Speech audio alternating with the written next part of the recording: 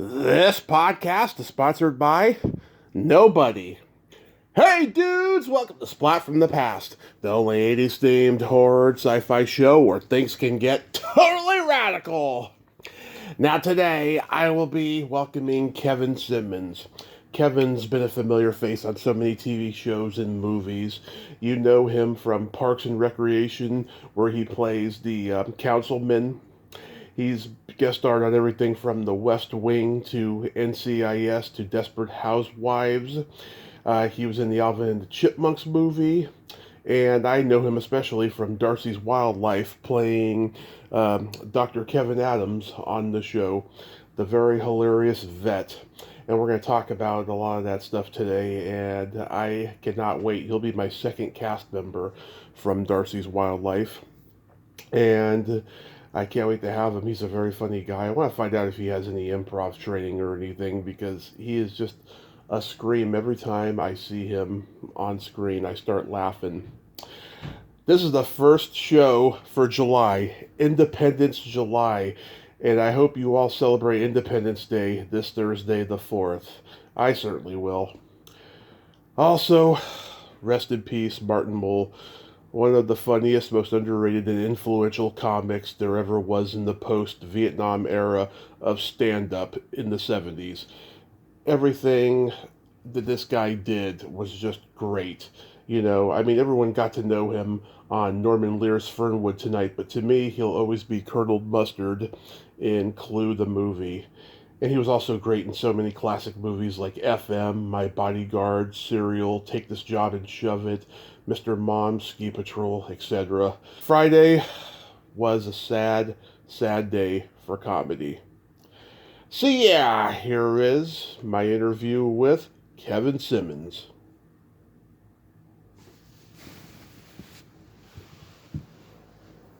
Hey Kevin, welcome to the show. How are you today? Good, Tommy. How are you? I am fabulous. I can't tell you what a great honor this is. Thank you so much for taking the time today. Hey, listen, thank you for having me on your fabulous show. Oh, my pleasure. My pleasure. So, going back in time, did you gravitate toward acting early on in your childhood? Yeah, I would say so. Definitely. I think it was high school where I first got the bug. As so many actors do. I was a very shy child, very introverted, and actually grew up in the Bay Area. I think you lived in the Bay Area, didn't you? I'm born and raised in San Francisco, yes, and I live in Modesto currently. Okay. Oh, Modesto. Yeah, I grew up. Originally, we were in Pleasant Hill and Walnut Creek. Wow. Up there, and then we moved to Visalia, not too far from Modesto, actually. But I was going to high school in Visalia, and I was heavily involved in choir and singing. And I was, like I said, very, very shy. And my choir teacher at the time said, "Hey, we're doing the high school musical, which was the Drama Game. It's an old musical comedy." And he said, "I think you should audition for it." And I said, "I think I should not audition for it because I'm too shy." And he said, "No, I really think you should." So I did audition for it and got cast as the second lead, the comedy role of Hines. And I went from knowing maybe, 4 or 5 people in high school, and then when I did the show and the comic role where, my pants fall down and, it's all this slapstick stuff, and all of a sudden I was, known to everyone in the high school, and I was absolutely this is great. I love this. People laughing and applauding, and I thought, how long has this been going on? And then I literally burst out of my shyness and out of my being introverted, and it really changed my life. And I never looked back. I kept doing community theater, and then I went to college, and I was a music major, but I was doing a lot of theater, and then I ended up changing my major to acting, and I have been very, very blessed. I've been doing it all of these years, and it's been in it over 30 years now. I'm very blessed to make a living doing what I love. That is awesome. That's the spiel. So a music major. Were you playing guitar or something? No, boy, singing. Oh, I was okay. actually, my original major was opera performance and choral directing. So I was studying at Cal State Fullerton, which is where I went to school. They had a great music department, and I was in the choir, the chamber group. I was getting lessons, and it was music theory, Tommy, which is like the mathematics of music. Mm-hmm. And that was like, I just could not wrap my head around it. And so I said, I'm doing more acting than music anyway at this point. I may as well just change my major and become an acting major. Because as a music major, I thought, well, what am I going to do? I mean, I have a good voice, but not an opera voice. And I didn't want to be directing high school choirs for the rest of my life. So I thought, let's take a different direction here. But I still sing. In fact, I just closed Little Mermaid here in Los Angeles. We did a nice long run, and now we're taking it to Kansas City next week. Nice. And it's a musical, and I sing in it. And it's been, I've done tons of musicals in my career. Absolutely. So, what high school? What college did you attend? Cal State Fullerton, Cal State University of Fullerton. And I went there because of their music department. They had such a strong music department, but they also had and have still an incredibly good acting department. Mm-hmm. And that's where I got my degree. And I was also very blessed in that one of my professors there at Cal State Fullerton, Don Finn, he kind of took me under his wing. He directed me in some shows there, and he was my acting teacher and whatnot. His wife, Mally Finn, was one of the top casting directors here in Los Angeles. And then when I graduated from school, she started bringing me in. She brought me in to do my first film, which was Terminator 2.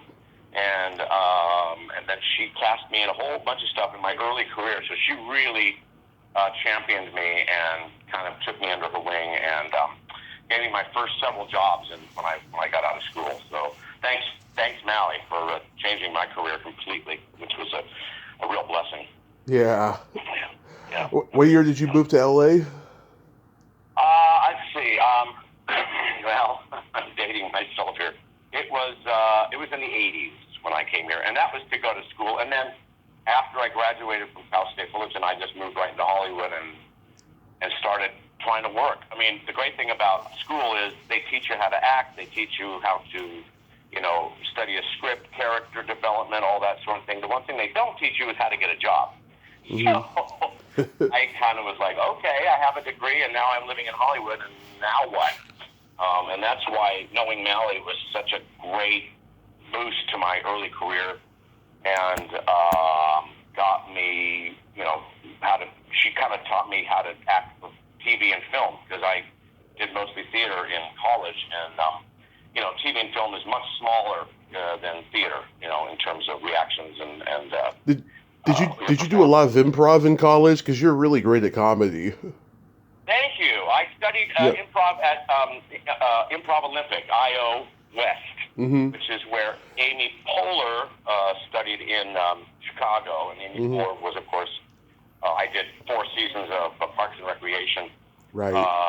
And that's where she went. She studied there, and I studied IO West, which was wonderful training in improv. So, yes, I have done a lot of improv over the years. And on Parks and Recreation, we did a whole lot of improvisation, which was just great.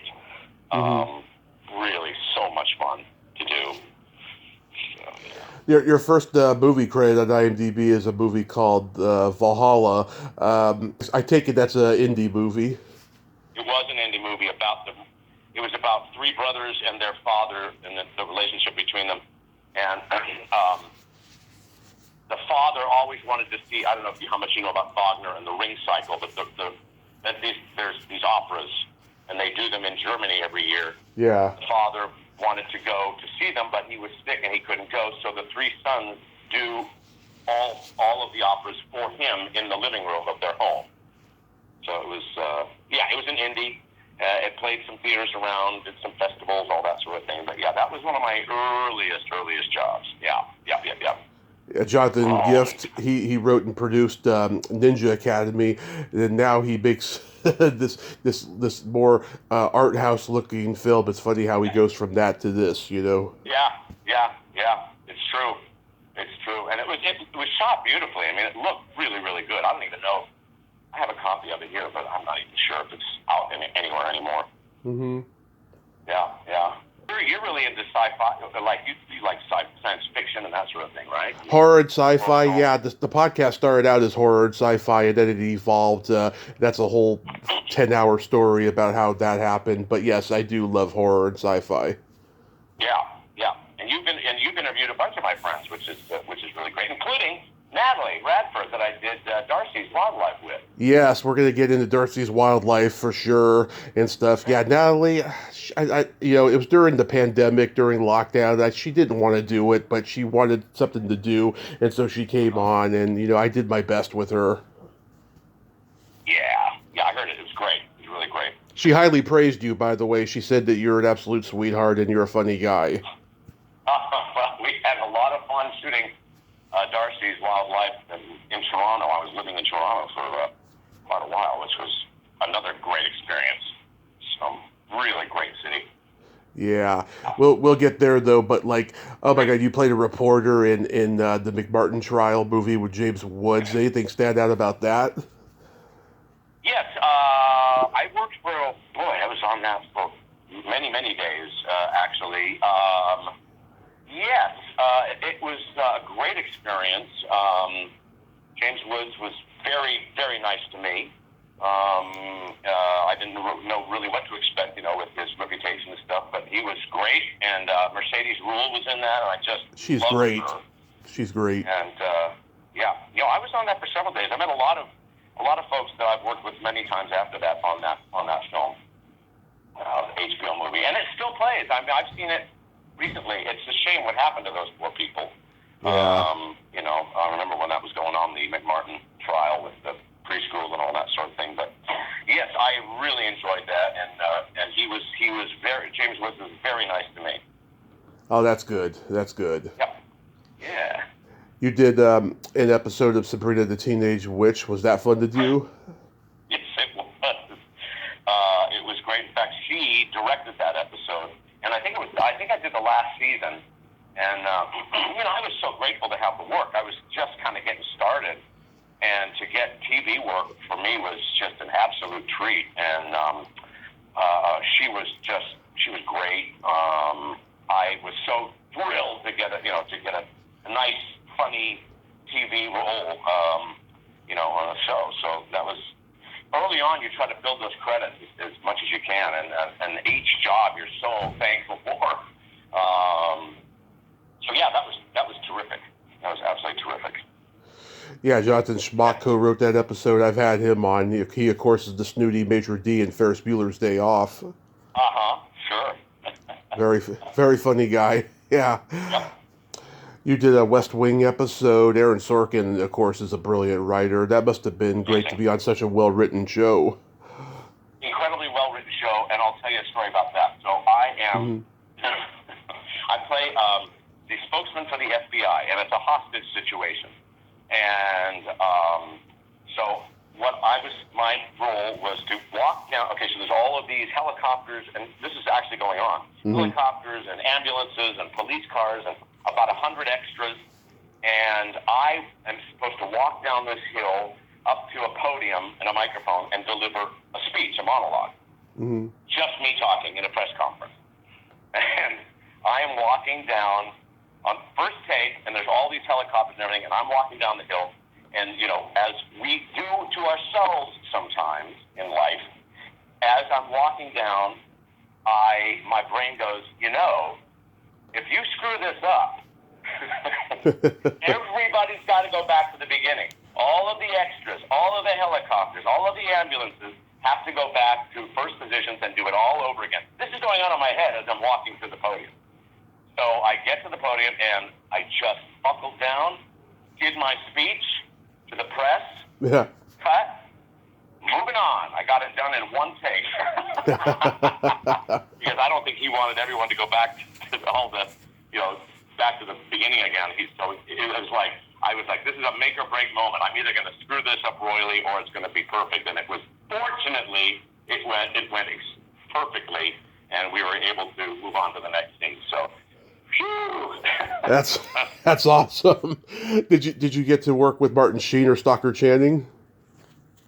No, no, neither of them. I was working with, let's see, who, I, Brad I Whitford? met Martin Sheen. I did in the makeup chair beforehand, because we were all getting made up at about the same time, so I was able to say hello and, shake hands and that sort of thing. So, yeah. Stockard Channing wasn't on the day that I was on, but Martin Sheen definitely was. And Richard Schiff, too. He was there. I met him, too, so, which was great. Nice. Yeah. Great show. Great writing. Just phenomenal acting. Really great. Yeah, it was a great show. We need something like that more than ever now, don't you think? Yeah. Agreed. More than ever. Hey. So yeah, I'm a huge fan of Darcy's Wildlife. I watched it in my early 20s when it was on, and yeah, I mean this was like a Discovery Kids show that NBC would show Saturday mornings, I believe, and the Lizzie McGuire people produced it, but it seems like it didn't really catch on with the public like that show did. Exactly. Yeah. In fact, it was Stan Rogo who produced it. He had done Lizzie, and this was his next project after that. And two good friends of mine were the head writers, Doug Tuber and Tim Mayle, who's a very good friend of mine. And they had written on Darcy's, and so they were kind of co-creators of this. And it's interesting. Like I said, we shot in Toronto, and I was actually hired here in LA. But I am a dual citizen. I'm a Canadian-American citizen. Okay. I was born here, but my family is all Canadian, so I'm dual citizen. And so they hired me, very blessed to be hired on that show, and they got a twofer for me because they have to have a certain amount of Canadian content, as they call it, when you shoot in Canada. So with me, they got one of the leads on the show. They hired me here, but I was also a Canadian citizen, so they could go, hey, look, we have Canadian content on our show, even though I was living here and hired here, and they flew me out there to live. But so they got a twofer on me. But that was so great. It was my very first series regular, and I thought it was a charming, wonderful show. If Discovery Kids hadn't basically run out of money, we were all set to go back for another season. They kept the sets built and all that sort of thing, and then Discovery Kids just had financial problems, and they just weren't able to renew it, which was a bummer because I loved those people, and I loved shooting in Toronto, and the scripts that Doug and Tim wrote were so good. And Yeah. Paxton, what a absolute pro, wonderful. She's still very dear friends of mine. Dear friend. Her and her parents are still very good friends of ours. So, we struck up a friendship that has lasted all of these years. Oh, that's I'm so wonderful. glad you watched it. That's awesome. I run into people all the time that say, I grew up with watching Darcy's Wildlife. It was such a great show. And I said, yeah, it really was. I look back at it and watch some episodes now, and it's got heart, it's funny, and it's a very sweet show. I'm so glad you were able to watch it. Yeah, I stumbled upon it one day. I was still in my high school phase, even though I was 21, 22 at the time. And yeah, I just thought that everyone was good on there. The acting was great. The storylines were funny. Yeah, I mean Sarah Paxton. I mean she made Aquamarine during the series. I'm sure a lot of you were expecting her to become a big movie star after that. Yep. Yeah, she's done well. She's done very, very well. I always thought she's always worked. And yeah, Aquamarine was kind of one of her big breaks. She was so great in that film. Just a terrific movie. And yeah, love her. She's so good. And yes, like I said, she's a very, very good friend of mine. So yeah, that was another great experience. And for me, I've been doing some soap operas and had recurring role on like Bold and the Beautiful and stuff, but to get a series regular role was my first, and you never forget. You never forget that. Yeah, I also think Melanie Leishman was super talented. Just the way she played a people-pleasing shy girl, Yep. One of my favorite episodes is the one where Darcy and Lindsay teach Kathy how to be assertive, and in that episode, you sing karaoke twice. Yes. You're like Bill Murray in that episode. The way you're up there with the Hawaiian shirt and the lays, and you're like, Yeah. in that cuckoo summertime. Do a little Frank Sinatra. Yeah, and then you do opera later. That's right. Yeah. That's right. Yeah, singing the opera. That was so much fun. And you know what was great is that the directors and the writers would let you do. I brought like the Cuckoo Nutty. I added that just because. Why not? They were all open to it. That's what. When you have a regular role on a show, you have a lot more freedom. If I'm a guest star on something, or coming in, I have to know my lines exactly. You can't be doing too much. You have to really have them down, and you get in, you do your thing. But when you have a family like that is open to suggestions and trying different things, it just makes it so much better. It's just great. It really is. And that was one of those special shows that we were able to do. Thanks for reminding me. I'm going to watch that episode again. That was very funny. I forgot about the Hawaiian shirt. Yeah, it's a very funny episode. And during the outtakes, you like give an eye twitch and a gun shoot. Oh yeah, right. Oh my golly. Yeah. Did they give you like a lot of free reign with that character? Yes, they did. In fact, It was originally supposed to be Ken Adams was the name of the character. Uh-huh. When I auditioned for it was Ken Adams. It turned out that there was a Ken Adams who happened to be a veterinarian in America, and so they were not able to use his name because you can't. You gotta check it so that you're not using the name of somebody that actually is a veterinarian, if you can believe that coincidence. So they changed it to Kevin, which is my name. It just made it all easier. So it was after I got cast they changed the name to Kevin Adams. So there you go. Yeah, I mean, in the pilot, you're wearing that big old jungle snake around you. Did that scare you? Yes. I worked with so many animals on that show. It's incredible. And that was my very first day of shooting. Mm-hmm. And it's my very first scene.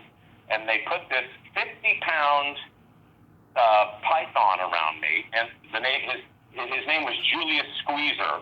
That was his actual name. And that thing was heavy. I mean, heavy. And I'm having to do all the dialogue and all that sort of thing. And it's going in my armpit, and it's going, around my leg and arm. It's just, snakes are quite amazing. And this was a very large one. But I worked with, porcupines, what else? Oh, goodness, a gray fox. Mm-hmm. Or not a fox, a gray wolf, which was very intimidating. A black bear. I mean, we just had every kind of animal you could possibly imagine on that show. And because I was the vet, I was, firsthand working with all of them. So that was a real experience. We had some great animal wranglers on that show that had a lot of really interesting animals. So. Yeah, Darcy says something you can't get away with today. She, you mentioned that the snake is anorexic, and her narration says, "Oh, great, a snake who thinks she's a supermodel." Exactly. So good. Exactly. Yeah, that was that was our pilot episode. Yep. Yeah, that pilot was directed by Mel Damsky, who I've interviewed, and he directed Yellowbeard. Yep. Mel did a lot. Mel directed several, but he used to direct MASH. I mean, he did a lot of stuff. And when we got him for the pilot, they brought him in on purpose because of his expertise, and he knows how to get a show started. And Mel, just a great guy. We would hang out up in Toronto, and he was just a fantastic guy and just a great director. So it was really great just talking to him about all the stuff that he's directed over the years. Incredible resume. Yeah. Oh my God. Like I brought up stuff he didn't even remember and stuff. But like, yeah. I mean, he directed one of my favorite teen movies of all time, Mischief, and Mm-hmm. he did Happy Together with Patrick Dempsey and Helen Slater, which he didn't remember Uh-huh. that one. He told me, but yeah, he's done a lot of great work. Yep, yep, yep. Oh, I didn't know you had interviewed him. That's great. Yeah, he was another pandemic guest I had. Um, the girl who sings the theme song to Darcy's Wildlife, Fan 3, she's kind of a mystery. She has like completely disappeared like since. Are you in touch with her? Do you know anybody who No, is? no, I remember she did an episode. Yeah. She came on in an episode that we did. She was lovely, but I don't. Yeah, she was. Excuse me. She was. All right. Yeah. She was related to somebody that. That produced the show, baby? Yeah. And oh God, I'm trying to think of how he. I'm trying to think of whatever happened to her. I really am. You know, it's like she Yeah, had I a don't couple of know. albums out, I think, at one point. But yeah, I don't know. She was a teenager. I remember that she was young, and I guess she just kind of. Did you do some research to try to find out whatever happened? Yeah, because I mentioned that to Natalie too. I was like, yeah, like whatever happened to her. I mean, she had a great voice. I just thought Mm-hmm. the way she made that singing voice flow. She had an almost like Brooklyn way of singing. You know? Mm-hmm. Yep. Yep. Definitely. Yeah, Yeah. It's at the time when everybody was singing an album. I remember when Sarah Paxton was doing Darcy's, they had her do an album because it was like we got to capitalize on the teenage pop star type thing. So she did a really good album actually. Okay. yeah. Are you still in touch with what's his name who played Eli? No, I don't know if he's. I saw him a couple of times after we were done because when we finished shooting, he came to Los Angeles with his family to try to really make a splash here, and struggle a bit. It's tough in LA, but we would hang out when he would be here, and he was such a great guy. But I don't think he really. The kids. I don't know if Melanie still is in the business because she's Canadian. Yeah, I think a lot of the kids got out of the business. You might know better than I. yeah. I have no idea. Yeah. You were at that We'll do this and then they'll get out. What's that? you were in Alvin and the Chipmunks with Jason Lee, a brilliant actor. What was that experience like? It was fantastic, and I got to work with Jane Lynch, who is an absolute genius. Yeah, Talk about an improviser. She's just the top. You know her from the Chris Guest films. yep, But boy, that was great. First of all, in the same year I worked with Jason on that film, and I also did an episode of My Name Is Earl, which was his show. yep. Within the same year, so I was like, "Hey, we just worked together." And, Alvin and the Chipmunks, and here we are again. So he was great. I really liked Jason and Jane Lynch. I still see Jane Lynch occasionally, and we just did a benefit here in Los Angeles for a charity, and I was emceeing and she was singing and being hilarious as she always is. So it was great to catch up with her again all these years later. Yeah, oh God, she must have had just everybody rolling. What's that? Oh yeah. Oh, absolutely. The director on that was just great. I had a blast doing that. In fact, people still recognize me from that movie because kids loved it and they've watched it over and over again, and new generations have watched it again. So that film was very good for my career. Yeah. Yeah, she was coming off of the 40-Year-Old Virgin, which she was hilarious in that as well. Yeah. Oh yeah. She is amazing. She really is. Yeah, Jason Lee, God, he was so brilliant. I wish he'd come back because he was on fire for a while. He was. He lives. I think he lives he lives in another state now. He kind of got out of the business and was like, I just want to live on a farm and do that sort of thing. And he's been doing a lot of. I do some of these. These conventions, The autograph Comic-Con shows. type stuff. Yeah. He's been doing a lot of those lately. I've heard he's been in a bunch of those. So, I think he's kind of coming back around again. So Oh, good. I good. hope I He's get. a terrific actor and very funny man. Yeah. Oh, I hope I get to see him at a convention eventually. Yeah. You were on NCIS. I love that show. What was Mark Harmon like to work with? I have to tell you, probably one of the best people I've ever met in my entire life. He made me, actually the entire cast, because I was a guest star. I was on for the entire week, so they bought me, or they owned me for a week, so I would shoot every day. And when I got there for the table read, where we all sit around the table and read the script for the first time, Mm-hmm. he sat next to me and just welcomed me, said, hey, I'll show you around. If you need anything, you come to me. They walked me over to where we were having lunch. I mean, it was other than Parks and Rec, it was the nicest set I had ever worked on. Everybody was happy to be working. Everybody was, so supportive. And it was because of Mark Harmon, because he's the lead on the show, and he sets the tone for that show, just like Amy Poehler sets the tone for Parks and Rec. And when you have a good person at the helm, it makes all the difference in the world. Mark Harmon was phenomenal. We were talking about barbecuing and this, that, and the other thing. And I loved working on that show. I had a great role on that. And it's a spoiler alert. I get killed by being stabbed in the neck with a knitting needle. Thank you very much. That's a first. I had to sit in the makeup chair for like an hour and a half while they attached this knitting needle into my neck. And I'm sitting I get killed in the airplane lavatory with the knitting needle. So there you go. There's a first for everything.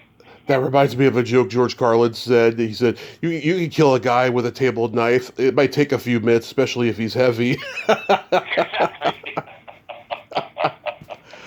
But my dad met Mark Harmon in the late 80s. He was doing a celebrity softball game, and my parents went. My dad went to go get his autograph. He was surrounded by all these beautiful women, and he hadn't shaved for a few days, and this one girl told him that he really needed to shave, and my dad's like, no, he's putting on his game face, and then Mark Harmon gives him back his autograph and gives him this look like, okay, time to go now. But he said he was a very nice man. Very nice man. Yeah, so nice. Really fantastic. How was the Desperate Housewives experience? How was the Desperate Housewives experience?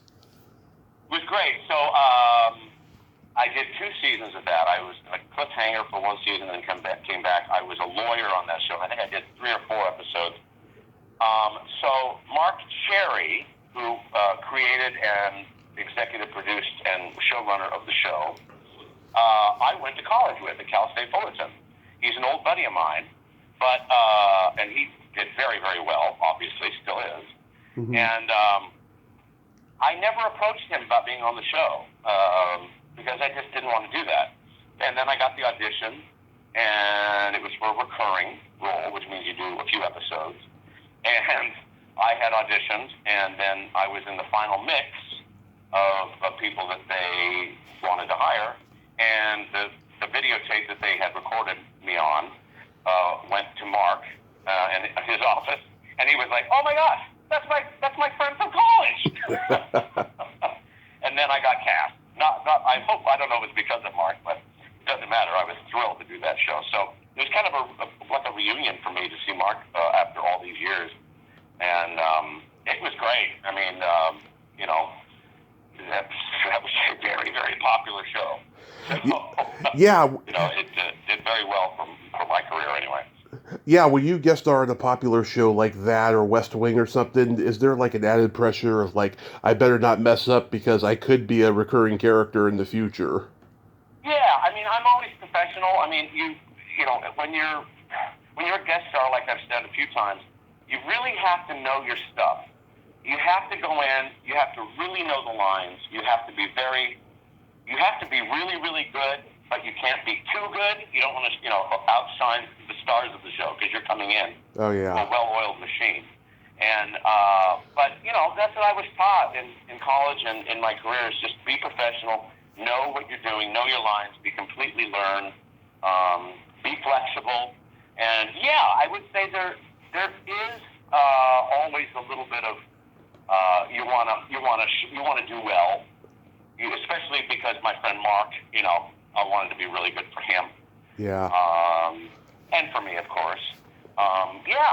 You really do, but you can't be worried about if you're going to be, fired or whatever. You just got to go and do your job, be professional, be on time, know your lines, hit your mark, and say your lines, and again, another great stepping stone in my career, to have another recurring on such a hot show at the time,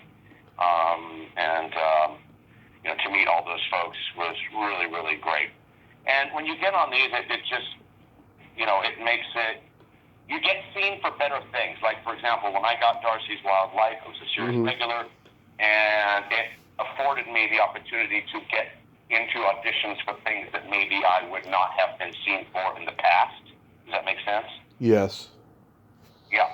So, you're grateful for all of these little wonderful jobs that come along over the years. And then all of a sudden you have a career for 30 years.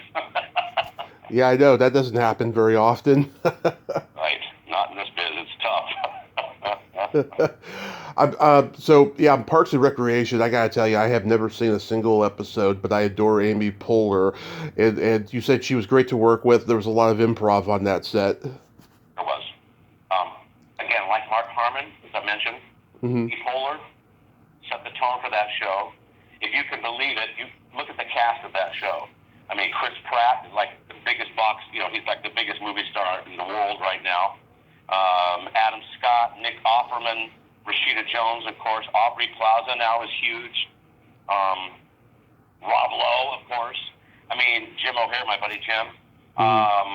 It's just one of those special experiences. And I was on for 4 seasons. And every time they would bring me back on, it was like family, and in a good way, Yeah. a good family. They were funny, they were generous, and I'll give you a story. A lot of people know this; it's gone around. So Amy, we would do our scenes as scripted, as written, verbatim, right? And they'd get all the different camera coverages and all that sort of thing. Then Amy would say, "All right, let's loosen it up a little bit." So we'd kind of do the scene again, but maybe loosen it up so that you didn't have to, follow all the lines exactly. You could do a little bit of improvising. And then the last take was what Amy coined, what she called the fun run, which was completely improvised. You knew what the scene was, you knew where you needed to get, but it was all improvised. And, I would try to get in a couple of my little, funny lines or whatnot. But then I'd watch Amy Poehler or John Glazer, who played Jam, or, even Jim O'Hare and Chris Pratt, and I would just go, I'm out. These guys are too good. I would just watch them go and improvise the whole thing. That's what they love to do. And sometimes they used some stuff, sometimes they didn't. But we would end up laughing so hard because it was just, oh my gosh, it was such a treat to watch these people work. Really amazing. Yeah, Rashida. Parks and Rec is probably what I'm known for the most.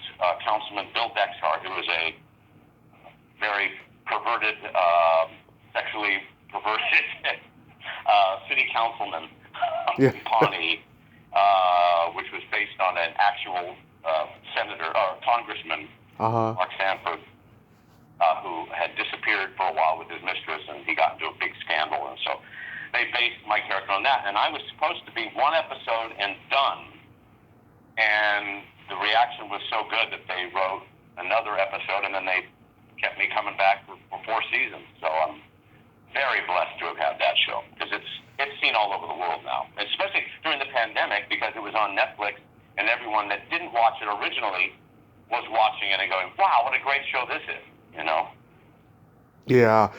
Oh my God, Rashida Jones, she is so talented and so funny. I saw her do this podcast once years ago, and she told this very funny, dirty joke, and I started telling it here on the podcast, and it got to a point where everyone was telling me to stop telling it because I told it way too much.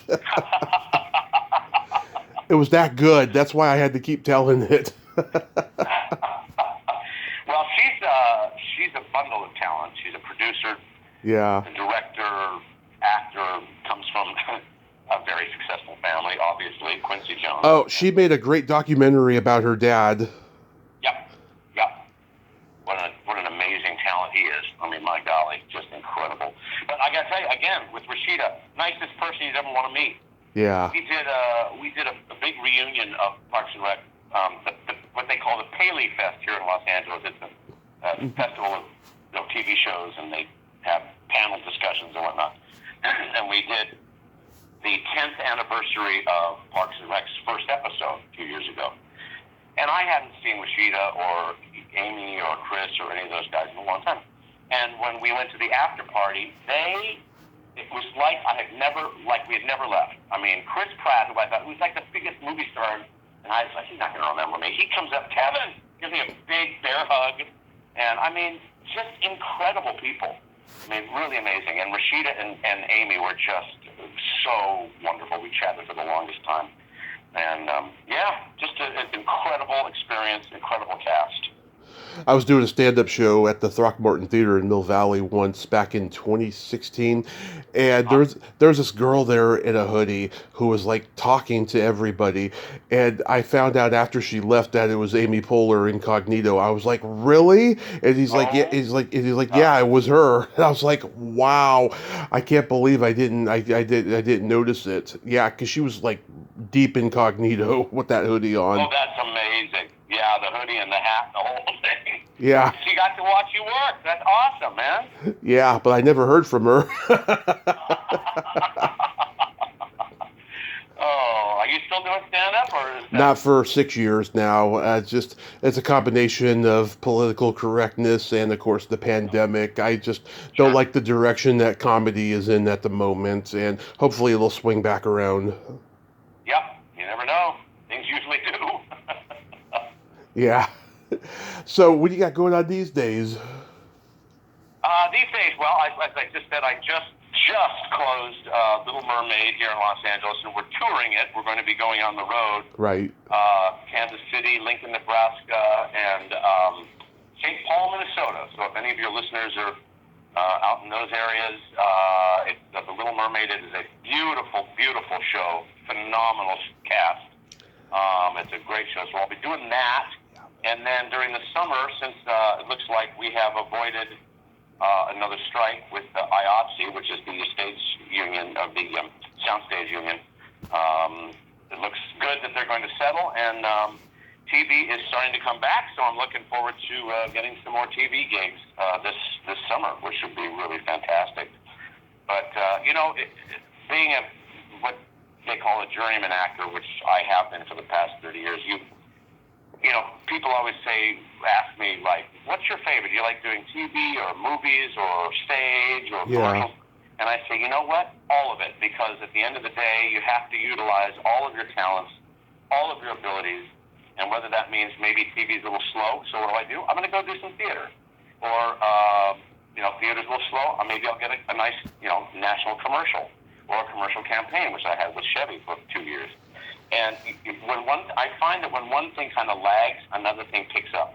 And I am very grateful for that, because you really have to utilize all of your talents, whether it's voiceover or singing or whatever it is, because it's making a living at the end of the day, and doing something that you really love and making a living at it. So I just finished doing Little Mermaid, and we are touring it, and it's going to be wonderful. And then hopefully some wonderful work. Pandemic, and then 2 strikes, the writer's strike and the actor's strike. Oh, yeah. My friends and, careers. It was a little rough there for a while, but we're coming out of it now, which is great. Yeah, that's awesome. Do you constantly audition? Oh, yeah. We've had to learn how to self-tape now, so you audition at home a lot now, but things are starting to go back into auditioning in the room and that sort of thing. So Yeah, I saw something about that the other day, and like a lot of actors are really excited. it's a trade-off because I like being in the room. I like getting that reaction. I like getting an adjustment. I like hearing the laughs in the room if it's a comedy. But on the flip side, it's really nice to be able to just be at home and, be able to work on it and do it several times until you get it right. So it's a trade-off. And, you just have to adapt like anything else. I'm in my office right now. I've got lighting equipment here and stands and, and a backdrop and everything you need to get it done. You just adjust. That's what this business, it's what life is. You constantly have to adjust, right? Right. I'm a subscriber of your YouTube channel. You've done some videos where you do bar basics. Did you ever bartend? I did for 15 years when I was starting out. Wow. I was off and on. I was fortunate enough to work at a place that was very flexible. So if I was doing a play or I got a TV gig, I would say, hey, I'm going to be gone for these days. And they'd be like, no problem. Your job will be waiting for you when you come back. So off and on for 15 years, I did bartend because that is a skill that, is always needed. But very blessed to have not had to do that for over 20 years. So although I did love it, and I still love it. I love doing those shows. Again, the pandemic, I need to do something. Let's do a bar show. Let's start a YouTube channel. And I was doing videos as Councilman Dexhart from Parks and Rec, giving public service announcement about the pandemic, which I had so much, because I improvise all that stuff. And it was so much fun to do. Mm-hmm. And it's like Cameo, because I do a lot of cameos. I'm sure you've heard of cameos, where you send personal messages to people. And they usually want me to do it as Dexhart. And it's great for me because I can just improvise stuff, and it keeps my brain sharp, my improv skills going. Yeah, my brother bartended 15 years as well, and I was a bouncer in the bar business. We never worked in the same bars, because if we did, we would have killed each other. But, I'm always amused when I see anything bar-related and, any actors or anybody in show business that I talk to and stuff. Yeah, it's very relatable. Yeah, I did a whole series of, Halloween drinks and, holiday drinks and all that sort of thing. So that was fun to do. And I'm probably going to have some more coming out pretty soon. Oh, that's awesome. So, do you have anything else upcoming other than the Little Mermaid play? Let's see, what else? I don't think there's anything released right now. Just continuing to get out there and get more work. It's amazing, this business. You can have nothing one day, and then all of a sudden 3 jobs come along. You know what I'm saying? Yeah. It's pretty incredible. It's pretty amazing. Yeah. Well, yeah, I mean, you got a great resume. I think it won't be too hard for you to get on a Netflix or Amazon or Hulu series in the future. Yeah, there's a lot of those out right now, and I've had some auditions for a few of those, and there's so much content out there right now. It's kind of extraordinary time. There's just so much. It's not just ABC, NBC, and CBS and Fox anymore. It's Netflix, Prime, and there's Apple TV. So there's a lot of stuff out there right now. So yes, something will come along. It always does. It always does. Kevin, I thank you so much for coming on today. This has been great. Tommy, I can't thank you enough. Thanks for having me on. It was just a joy. I wish you all the best. And sounds like you're doing incredible, and loving the podcast. I've listened to several episodes, and it's just really terrific. So well done, sir.